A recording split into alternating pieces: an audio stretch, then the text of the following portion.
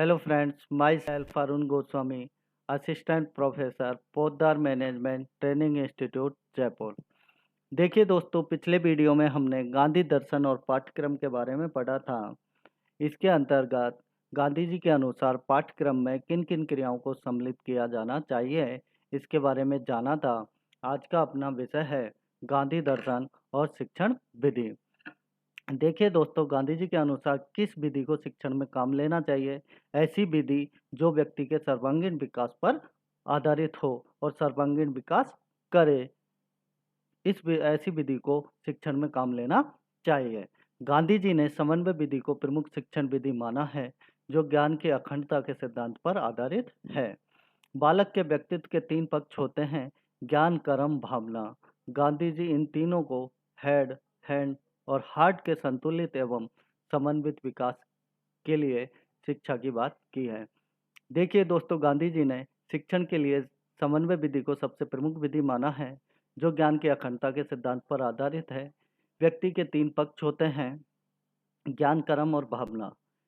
गांधी जी ने इन तीनों को हेड, हैंड और हार्ट की संज्ञा दी है तथा गांधी जी अपनी शिक्षण विधि में इनके संतुलित विकास की बात करते हैं।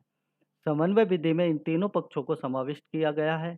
इस विधि में उद्योग के साथ ज्ञानात्मक विषयों का समन्वय कर कर्म तथा ज्ञान को समन्वित कर दिया गया है और इन दोनों को जीवन से संबंधित कर दिया गया है। अर्थात समन्वय विधि में ज्ञान, उद्योग और जीवन में परस्पर समन्वय स्थापित किया गया है।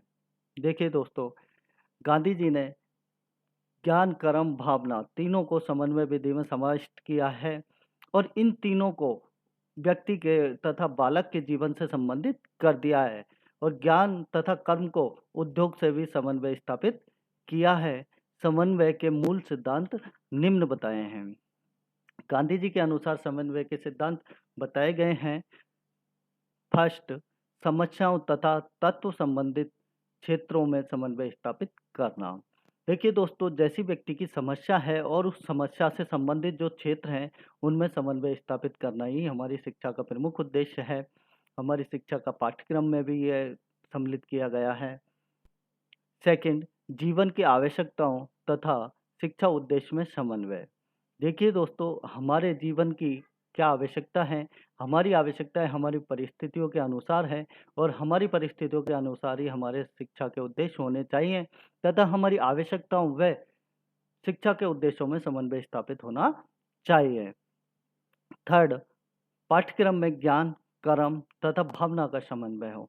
देखिए दोस्तों, गांधी जी ने अपने शैक्षिक उद्देश्यों में भी ज्ञान, कर्म व भावना के समन्वय पर बल दिया है और पाठ्यक्रम में भी ज्ञान, कर्म व भावना का समन्वित रूप को सम्मिलित किया जाना चाहिए।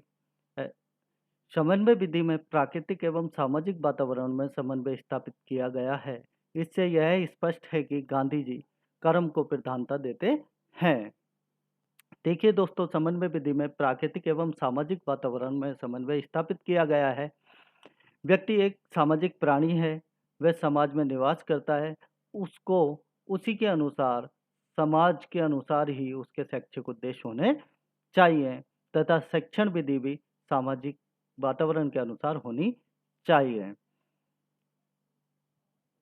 गांधी जी कर्म को प्रधानता देते हैं, जो कि स्थूल शरीर से संबंधित है। इसके माध्यम से वे शिक्षा में श्रम की प्रतिष्ठा करना चाहते थे, साथ ही कर्म का ज्ञान से समन्वय स्थापित करना चाहते थे।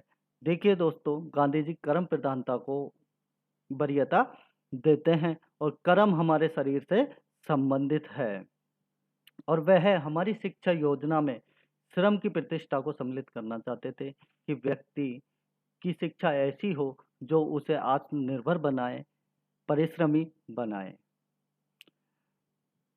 समन्वय विधि के चरण। देखिए दोस्तों, गांधी जी के अनुसार समन्वय विधि के कौन कौन से चरण बताए गए हैं। फर्स्ट, दैनिक, साप्ताहिक, मासिक, त्रैमासिक क्रियाओं की समन्वित योजना। देखिए दोस्तों, जो भी कार्य है उसका दैनिक, साप्ताहिक, मासिक, त्रैमासिक जो भी क्रियाएं हैं उनका सम्मिलित रूप को मिलाकर योजना बनानी चाहिए। सेकंड, उपकरणों की व्यवस्था, औद्योगिक एवं हस्त कौशल संबंधी उपकरणों की योजना।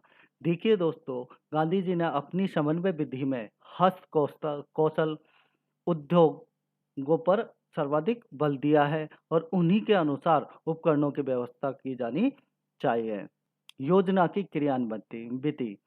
देखिए दोस्तों, गांधी जी कहते हैं कि जिस प्रकार हमारा कार्य है, जिस प्रकार की हमारी विधि है, उसका आयोजन एक स्पष्ट रूप से होना चाहिए और समय समय पर उसका मूल्यांकन करना चाहिए।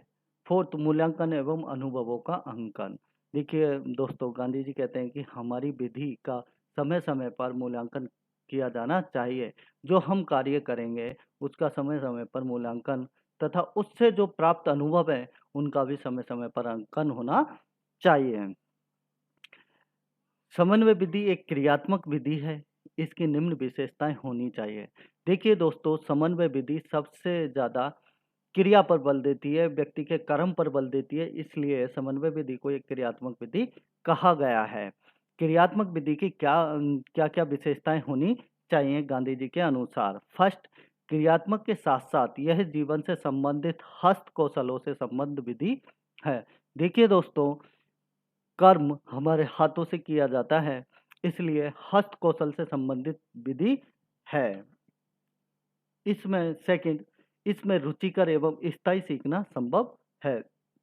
देखिए दोस्तों, गांधी जी कहते हैं कि जो करके सीखेंगे वो ज्ञान स्थायी एवं रुचिकर होता है, इसलिए हमें करके सीखना चाहिए। थर्ड, इसमें कर्म व ज्ञान का समन्वय किया जाता है। देखिए, समन्वय विधि में कर्म और ज्ञान का समन्वय किया गया है।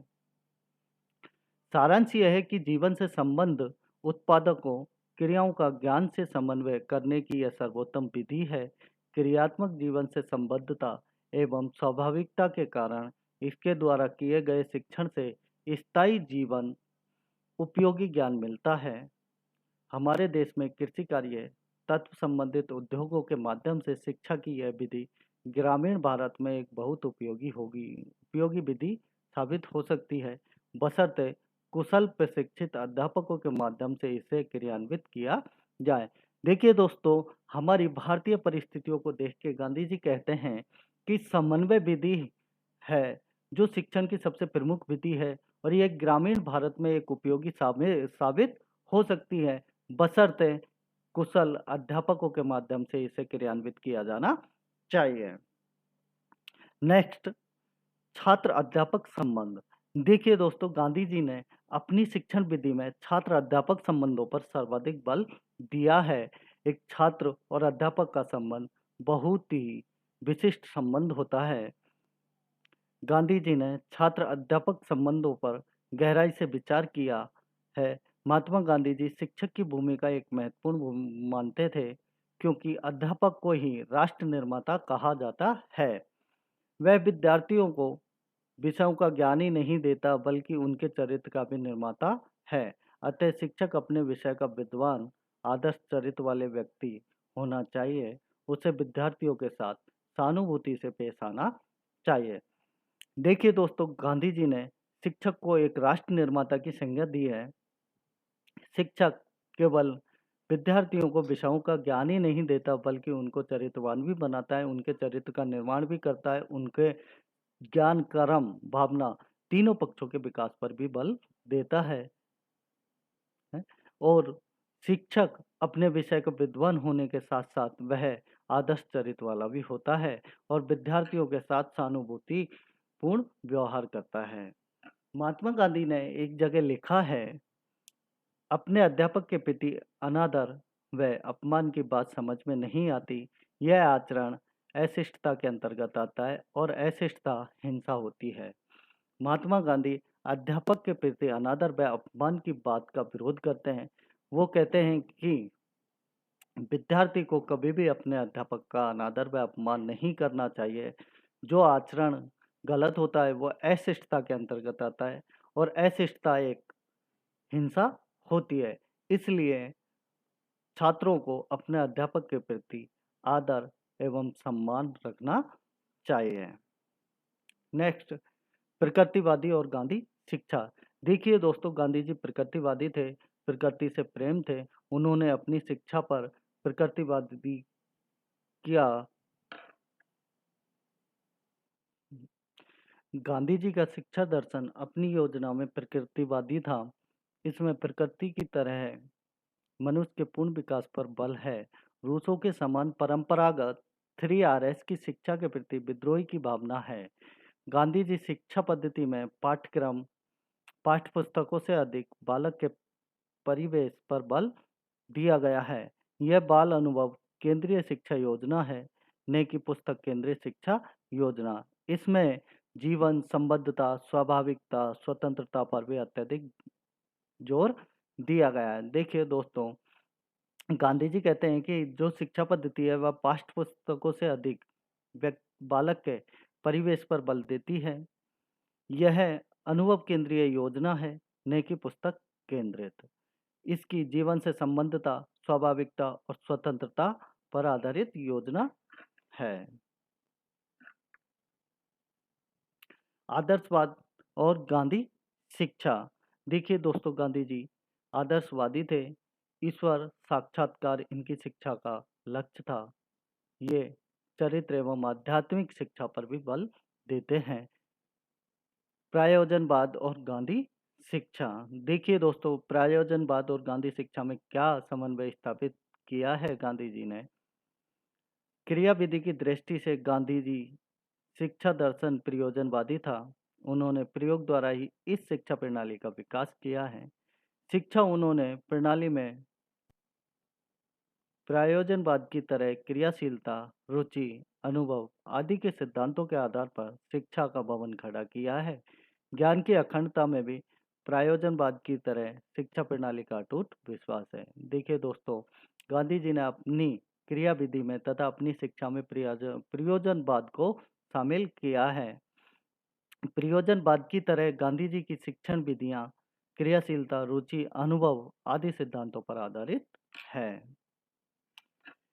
इस प्रकार महात्मा गांधी जी की शैक्षिक विचारधारा को सबसे सर्वोत्तम गुण चुनने वाला दृष्टिकोण माना जाता है, क्योंकि इसमें आदर्शवाद, प्रकृतिवाद, प्रयोजनवाद आदि से सर्वोत्तम विशेषताओं को ग्रहण कर एक नया मौलिक रूप प्रदान किया गया है। देखिए दोस्तों, गांधी जी ने अपनी शिक्षण विधि में आदर्शवाद, प्रकृतिवाद, प्रयोजनवाद की सर्वोत्तम विशेषताओं को सम्मिलित किया है और एक नई शिक्षण विधि, समन्वित विधि का निर्माण किया।